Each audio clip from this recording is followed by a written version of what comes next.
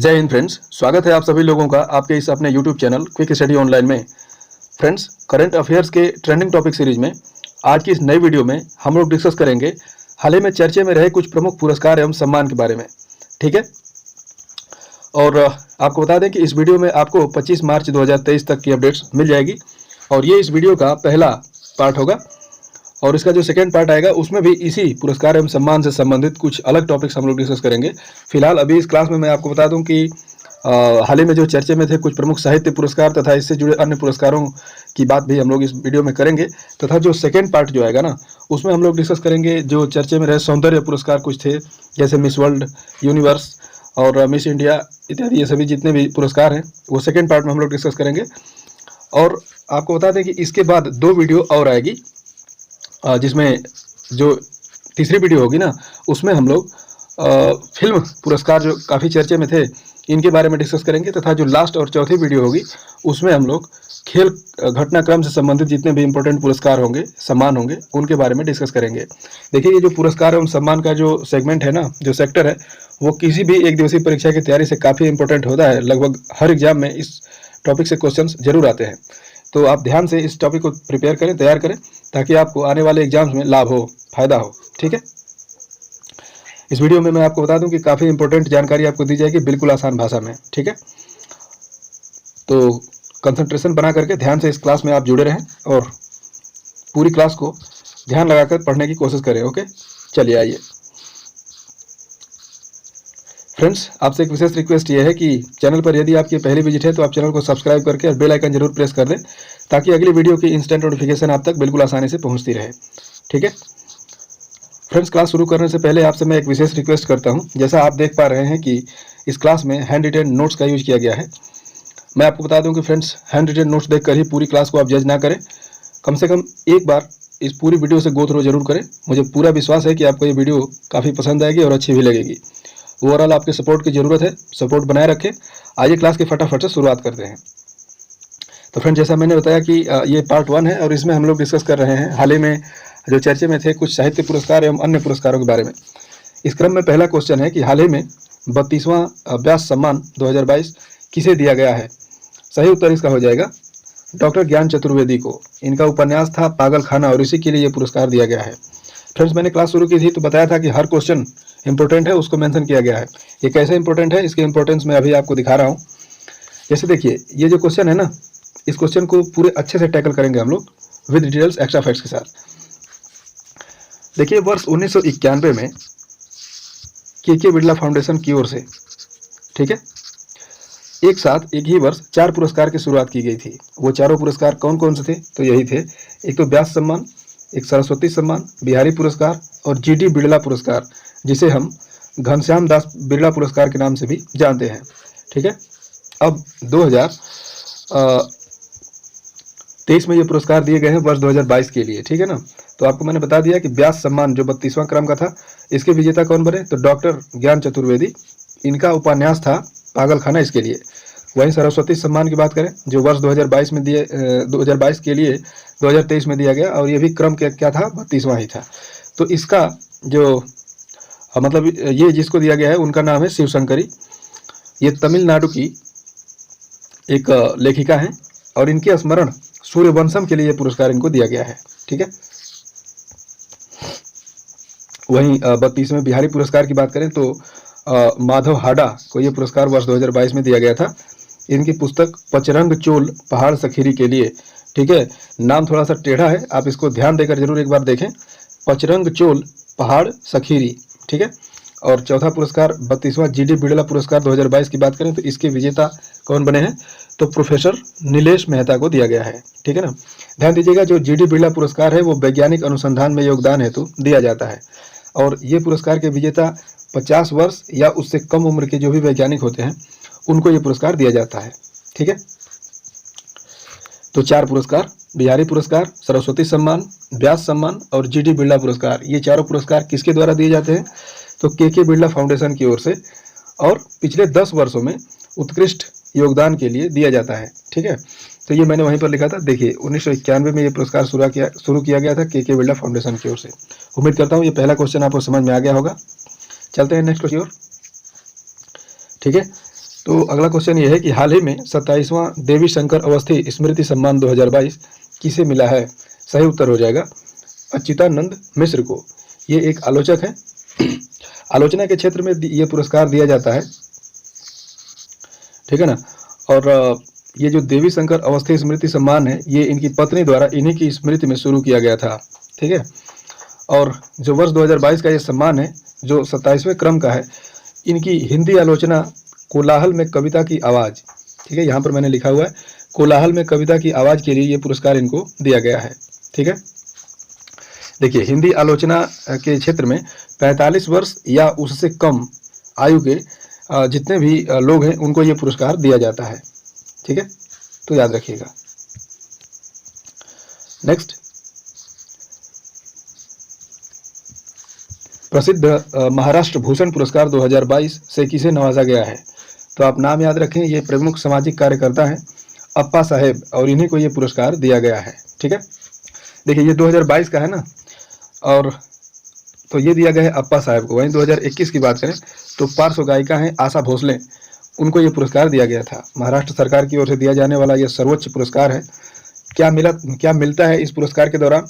तो एक पदक, प्रशस्ति पत्र और 25 लाख रुपये मिलते हैं, ठीक है। किसके द्वारा दिया जाता है? तो महाराष्ट्र सरकार के द्वारा। अब देखिए, राज्य सरकारों के द्वारा दिए जाने वाले प्रमुख पुरस्कारों की बात करें तो एक तो महाराष्ट्र सरकार के द्वारा ये हो गया ना। अब देखिए, चलते हैं हम लोग असम की तरफ। तो असम में असम वैभव पुरस्कार दिया जाता है, जो असम का सर्वोच्च पुरस्कार है। 2021 में रतन जी टाटा को दिया गया था, और 2022 का ये जो पुरस्कार है ना, वो तपन कुमार सैकिया को दिया गया है, ठीक है। एक और पुरस्कार मैं बता दूं, कर्नाटक का जो कर्नाटक रत्न पुरस्कार है, ठीक है। तो इस पुरस्कार से इस कन्नड़ अभिनेता थे पुनीत राजकुमार, ठीक है ना, और इनको मरणोपरांत यह पुरस्कार दिया गया है, ठीक है। उत्तर प्रदेश का सर्वोच्च सम्मान है यश भारतीय सम्मान, तो इस बात को याद रखें, ठीक है।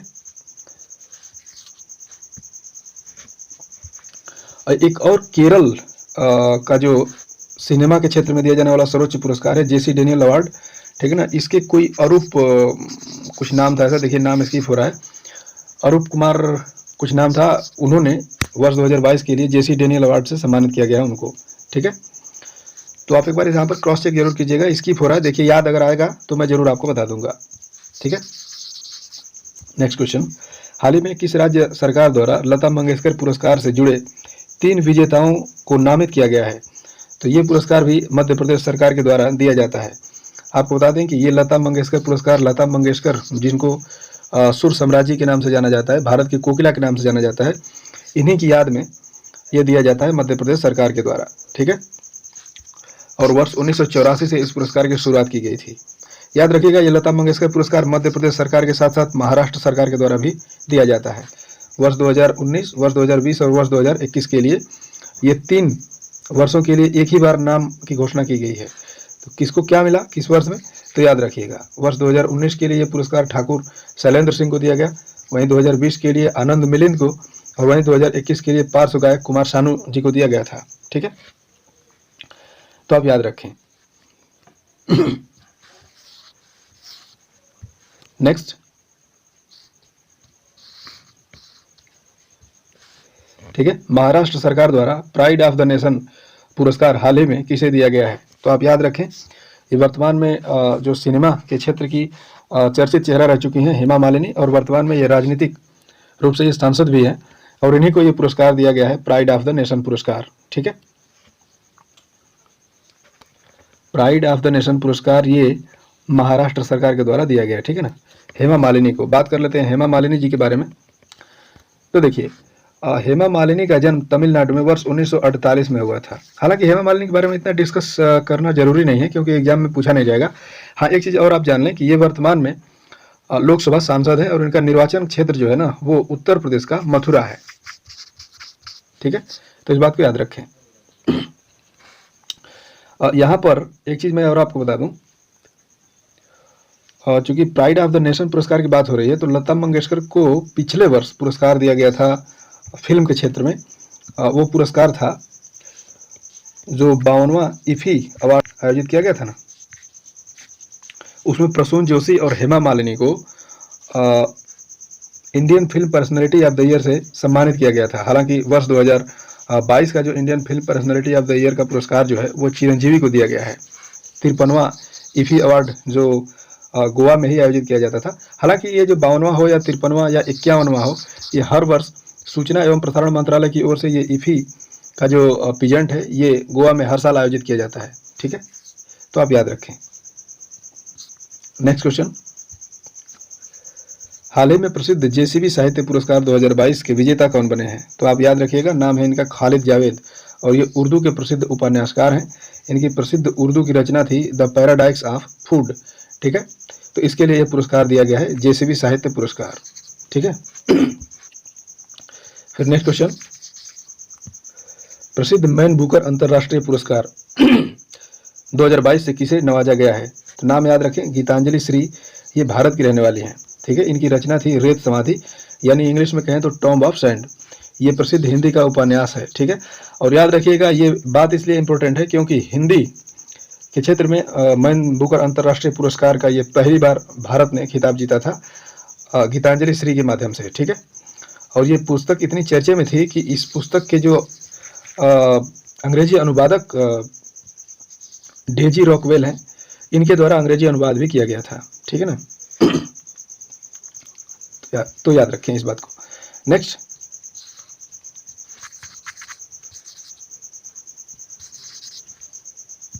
हाँ ठीक है, नेल्सन मंडेला नोबेल शांति पुरस्कार का संबंध किस क्षेत्र से है? तो आप याद रखें, यह सामाजिक कल्याण के क्षेत्र से संबंधित है। और वर्ष 2022 में इस पुरस्कार के विजेता कौन बने हैं? तो वर्ष 2022 में इस पुरस्कार के विजेता बने हैं डॉक्टर प्रदीप कुमार यादव। ठीक है ना, तो इस क्वेश्चन से 2 पॉइंट आप याद रखें। एक तो नेल्सन मंडेला के बारे में मैं आपको बता देता हूँ ये कौन थे, और 2022 के इस पुरस्कार जो शांति पुरस्कार है इसके विजेता कौन बने? तो doctor Pradeep Kumar Yadav.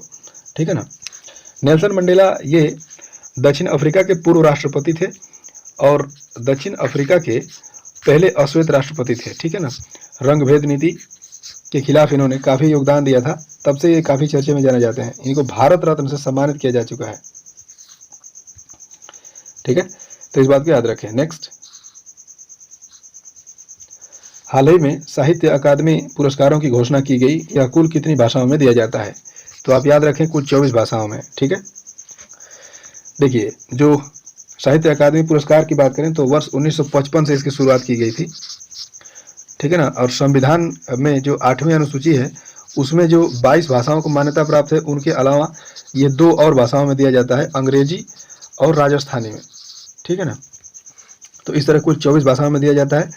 Factual base पर यह क्वेश्चन डायरेक्ट आपसे पूछ लिया जाएगा कि जो साहित्य अकादमी पुरस्कार है वो कुल कितनी भाषाओं में दिया जाता है? तो आप याद रखें, कुल 24 भाषाओं में। किस तरह? क्योंकि 22 जो संविधान की मान्यता प्राप्त भाषाएं हैं वो, और 2, तो वो 2 कौन सी भाषाएं हैं? एक इंग्लिश है और दूसरी राजस्थानी। ठीक है, सभी 24 भाषाओं के बारे में तो पुरस्कार और विजेताओं की बात नहीं करेंगे, पर जो इम्पोर्टेंट हमें लगा वो मैंने मेंशन जरूर किया है, आप एक बार जरूर देख लें।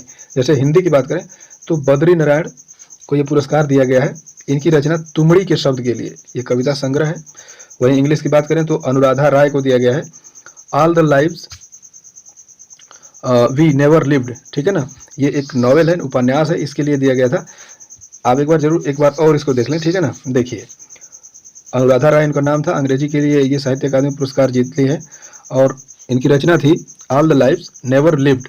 ठीक है ना, उर्दू के लिए किसको दिया गया? तो अनीस अशफाक को दिया गया ख्वाब शराब के लिए, ये भी उपन्यास ही है। वहीं तमिल की बात करें तो एम राजेंद्रन को दिया गया था काला पानी, इनकी रचना थी और ये भी उपन्यास था। तो इन बातों को याद रखें। ठीक है, यानी हिंदी के लिए बद्री नारायण, अंग्रेजी के लिए अनुराधा राय, उर्दू के लिए अनीस अशफाक और तमिल के लिए एम राजेंद्रन। ठीक है ना, तो याद रखें। नेक्स्ट, वर्ष 2020 के लिए हाल ही में राजा राम मोहन राय राष्ट्रीय पुरस्कार किसे दिया गया है? तो नाम आप याद रखें, डॉक्टर AVK प्रसाद। ठीक है, ये पत्रकारिता के क्षेत्र में ये दिया जाता है।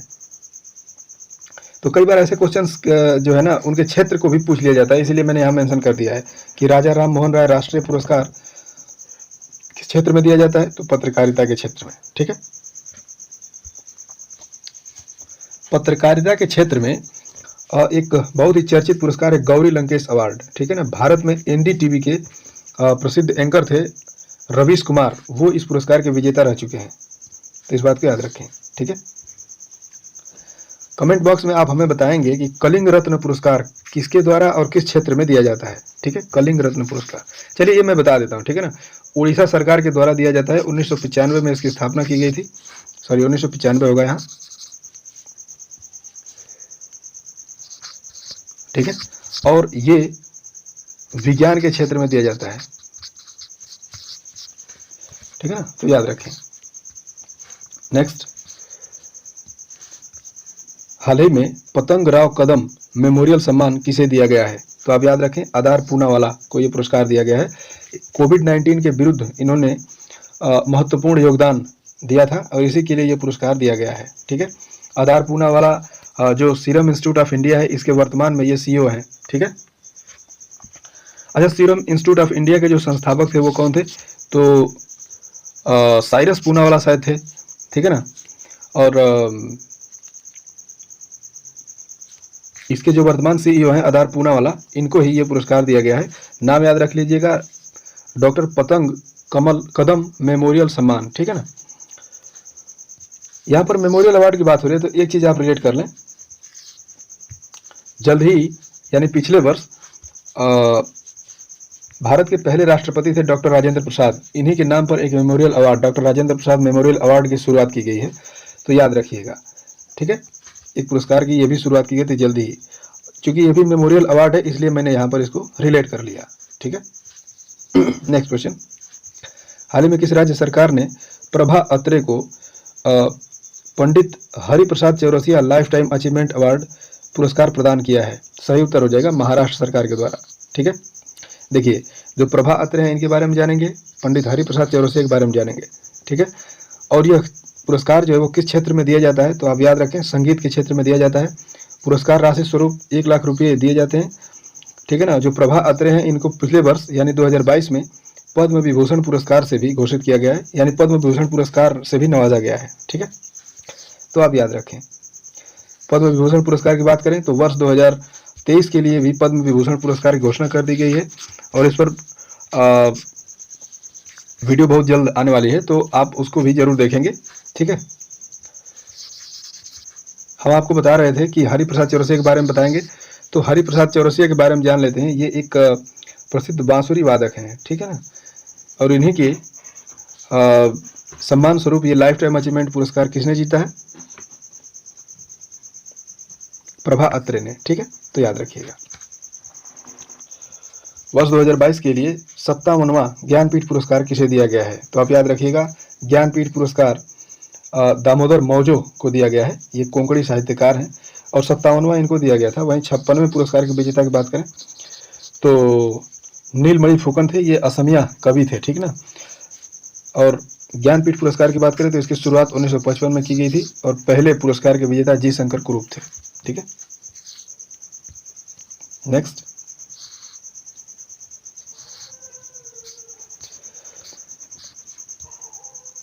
ठीक है ना। देखिए, ये जो यहाँ से है आगे फहमीदा अजीम को वर्ष 2022 के लिए पुलित्जर पुरस्कार दिया गया है, ये यहाँ से हम लोग दूसरे पार्ट में डिस्कस करेंगे, ठीक है।